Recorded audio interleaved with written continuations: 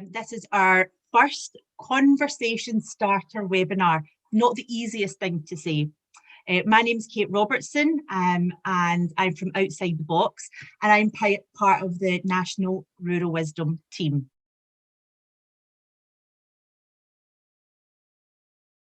So Rural Wisdom is a project that supports older people to shape their local area and influence how rural communities work.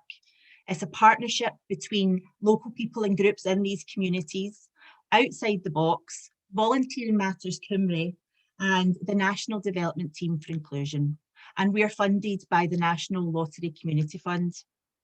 Now, we've been working alongside rural communities for many years, and within this project, we've been running for 4 years so far. And something that's been reoccurring and that we're learning again and again is that people are really valuing the space to come together, to share ideas, learn from each other and hear different perspectives on what's working well in other areas. And that really brings us to the purpose of these conversation starter sessions. They're designed to explore the issues that matter to older people and to encourage some conversations to get going in your organisations, in your communities, with your neighbours and with your friends. So we're kicking off our spring series today with climate change, renewable energy and sustainable living.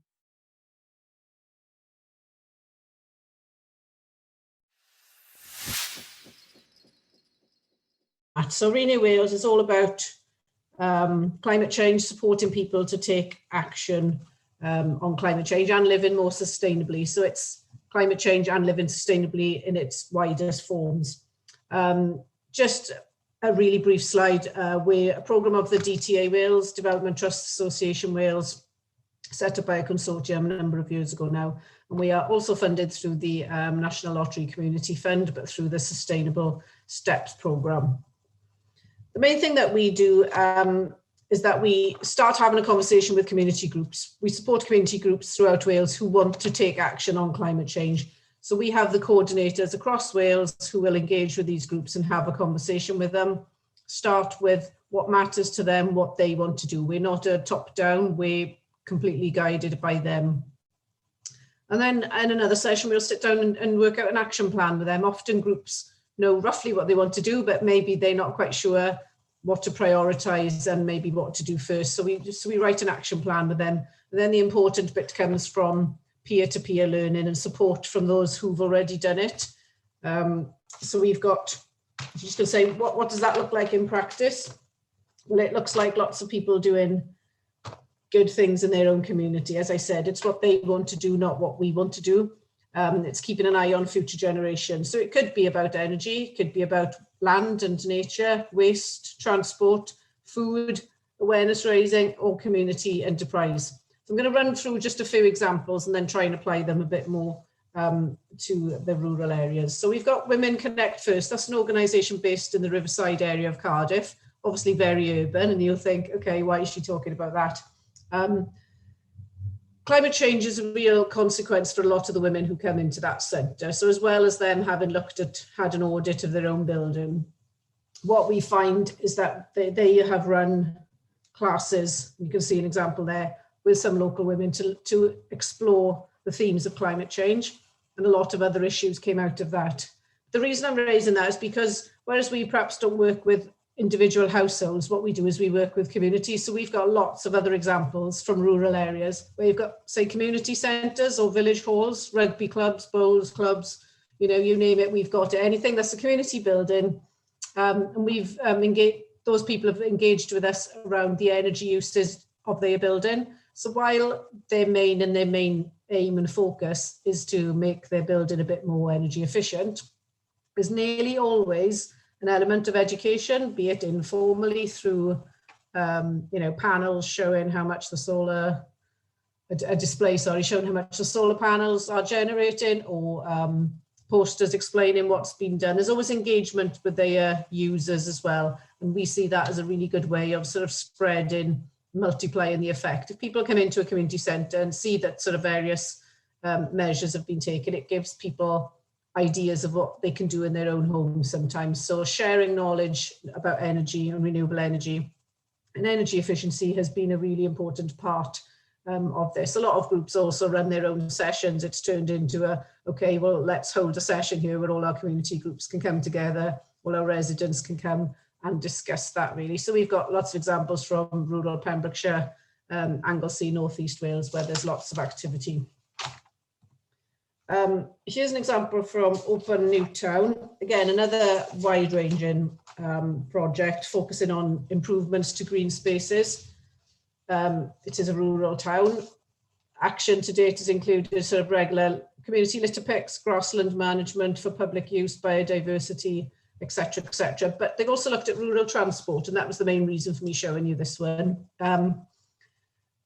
They've looked at EV car clubs and shared transport solutions to help alleviate transport poverty in this part of rural North Powys. A local event was held in 2019, which we helped support. They worked up 5 different models of possible projects. So I'm literally going to list them quickly. One was a lift share scheme to serve the town of Montgomery.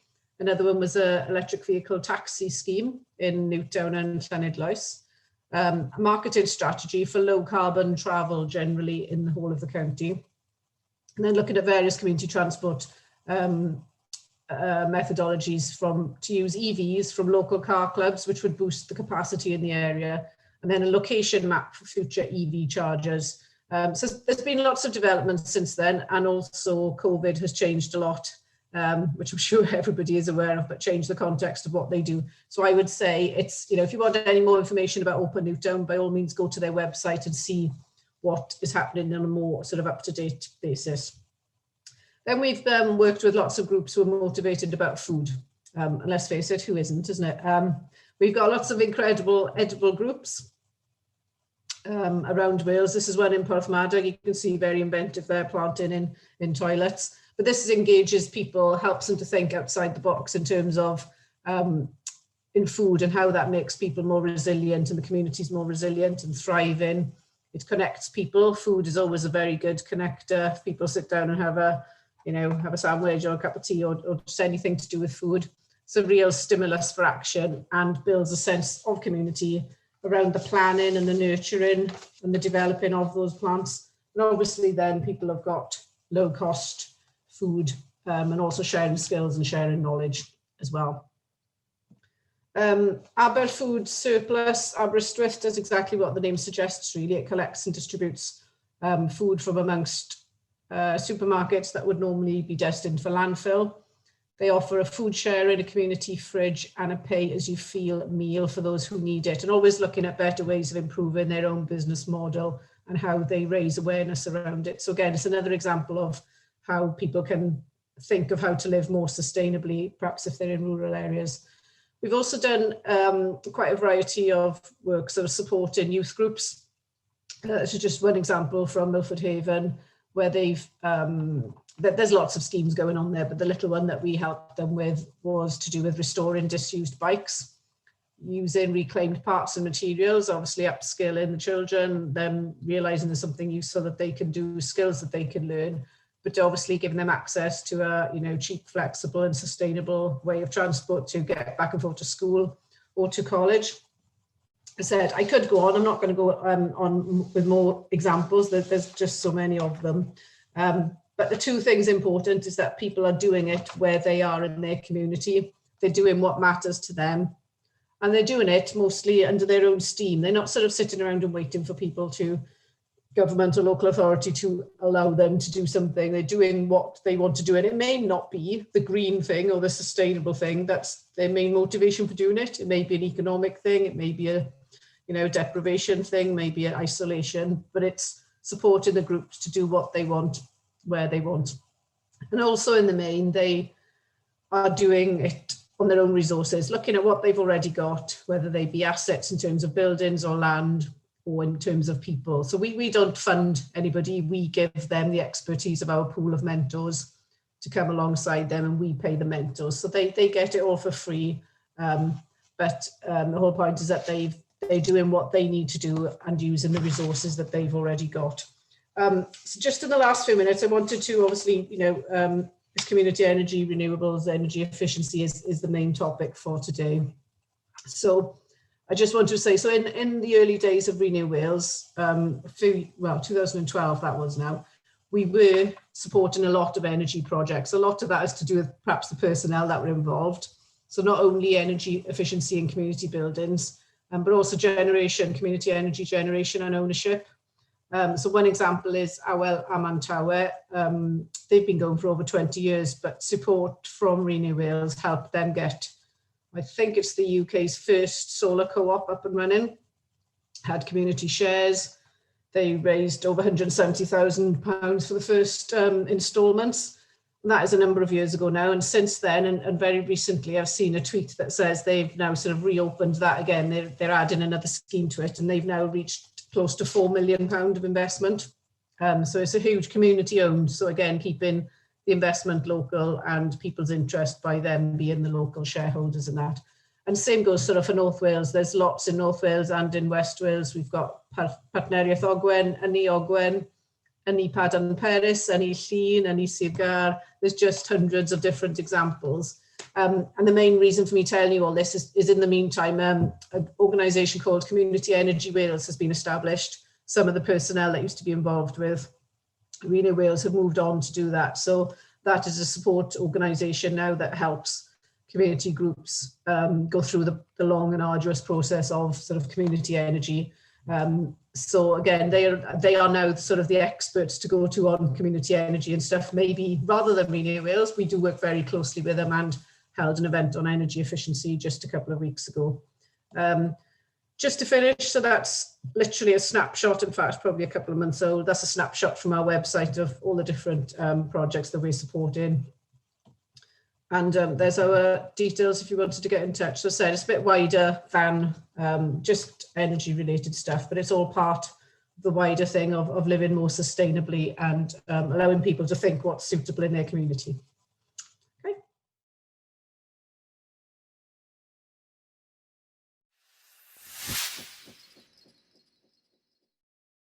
I wanted to start by describing to you where Liz and I live, basically. If you go up to Inverness and then head east along the Murray coast, you come to Berg Head, which sticks out into the sea. And we're in a little microclimate. We're one of the sunniest spots in Scotland. We must be one of the windiest spots in Scotland. We're surrounded by the sea, so we're surrounded by renewable energy sources, basically.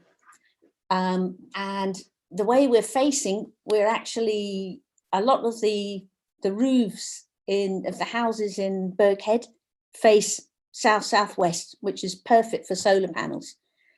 But there are very few. I went out on the beach the other day. I counted 50 roofs facing the right direction. And of those, 3 had solar panels on. And when there was the feed-in tariff a few years ago, that was a really good investment, but it wasn't taken up. And why is that? People don't know about it. And if they do, they haven't got the money.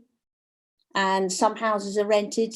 Why haven't they got solar panels up? So there seems to us, Berg Head is not unique. That's the same all over communities. So there seems to be a sort of disconnect between the government and the bodies who can provide funding and knowledge and the people who need the grants to actually get some renewable energy solutions. So we're trying to work out a way to get the two together. So I want to tell you about Energising Murray, which we started up about 18 months ago. And we started up because EDF want to put up an onshore wind farm in Murray. And they want to offer the community of Murray, they want to offer the community the chance to invest in the wind farm, which is a very good thing. But EDF only want to talk to one organisation that can represent the whole of Murray, rather than talking to lots of organisations. And that has brought a new possibility into being, in that there is now an organisation that represents the whole of Moray, or will be soon. We're about to get, we're about to be registered as a charity, Charitable Bencom. So I'm part of a small steering group for Energising Moray, taking this forward, and then we're interested in renewable energy as a whole. And last July in Scotland, the Scottish Government asked for expressions of interest in setting up local community climate action hubs in Scotland. And we said, this is what we want to do. And we thought, that's funny. Nicola must have been listening into our conversations, because what was proposed was exactly what we were interested in. So at the moment, we're looking for funding to start a Moray Community Climate Action Hub. And the aim is to help communities and individuals by the hub actually being proactive and going to communities in a little bit of the way that Dell has been talking about. Go to communities and say, this is what you could be doing. And the principles that we want to operate by are partly laid out by the Scottish Government in January this year. They said, for renewables, look for replicable opportunities. So don't just look for one-offs that take a lot of time. Look for things you can replicate in different communities. And then they also said, leave no community behind. And the issue at the moment is it takes a lot of effort to get things going. And some communities have got enough spare manpower and retired people to chase up renewables opportunities, but they tend to be bigger communities. They tend to be on the gas grid. They tend to have less fuel poverty. And if that carries on, all the little communities are going to get left out completely. So we want to do something different. We want to hire people, set up an office, hire people who actually make plans for community renewables, replicable. Say you have a plan for a coastal community, and you say, if that gets going, we can replicate it down the coast of Moray, or we can, and we come up with a plan that works for rural communities with a lot of land. It might be ground source heat pump and a district heating scheme. And again, you want that to be a replicable opportunity, but you have people who make these plans and go out to the communities very much in the way that Dellis organisation has been doing, and get things done, get through that, make the connection between the grant funding and the people who need it. And hopefully we'll also get funding from the wind farm as well. That's something we hope for, that we can really make a big difference with community benefit money. The other thing that's very important is jobs. We want to make sure that if there's a pipeline of projects coming up, then local companies can invest in training, in new companies, and we actually then get jobs locally instead of people coming up from the central belt to do things up here, which seems to be what happens at the moment. And how would the projects be chosen? It's very important to say, you know, it's all about a just transition. It's not just about carbon reduction, which is important, but it's about a just transition as well. So it's all about carbon reduction, increasing community resilience in those communities, replicability, and local jobs. So that's very important too. So what we're doing at the moment is writing a business plan, and Fee, there's 3 of us writing the business plan, and Fee is one of them. And Fee is introducing all sorts of useful people into the business plan. We've met some fascinating people recently. And Fee and Steve and I, we have a subgroup writing the business plan. And I think this is also important because the subgroup includes people from Moray Council, Highlands and Islands Enterprise, 2 local renewable businesses, all the Moray third sector organisations, Warmworks, and Trees for Life, which is based in Murray as well.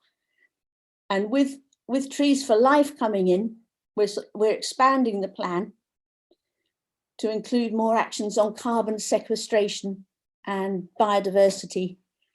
So we hope that will work too, because if we can do more biodiversity rewilding in Murray, more use of the sea to capture carbon.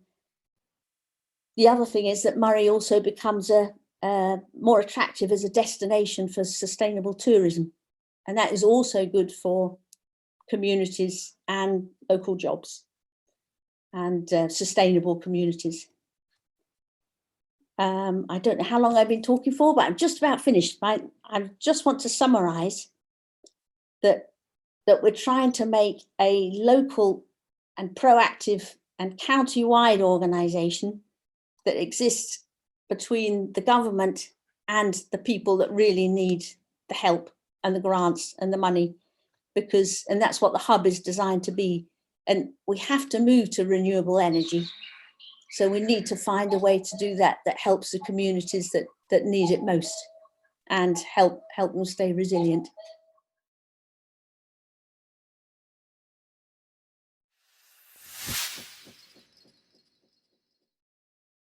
Thank you for inviting me.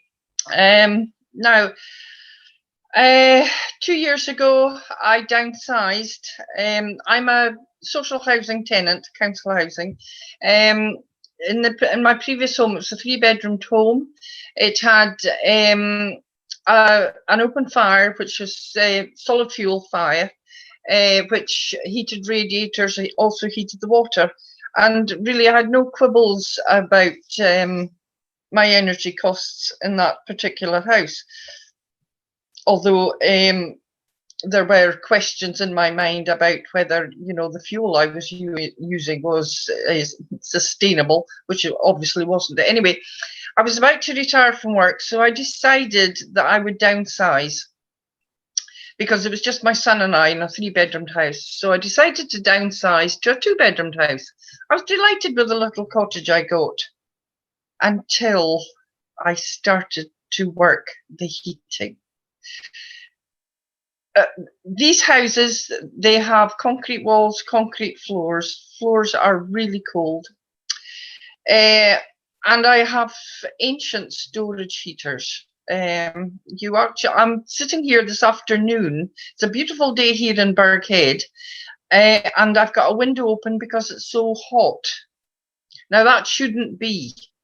But the fact is, these storage heaters are ancient and they just don't work. Anyway, the council apparently are going to upgrade our heating system.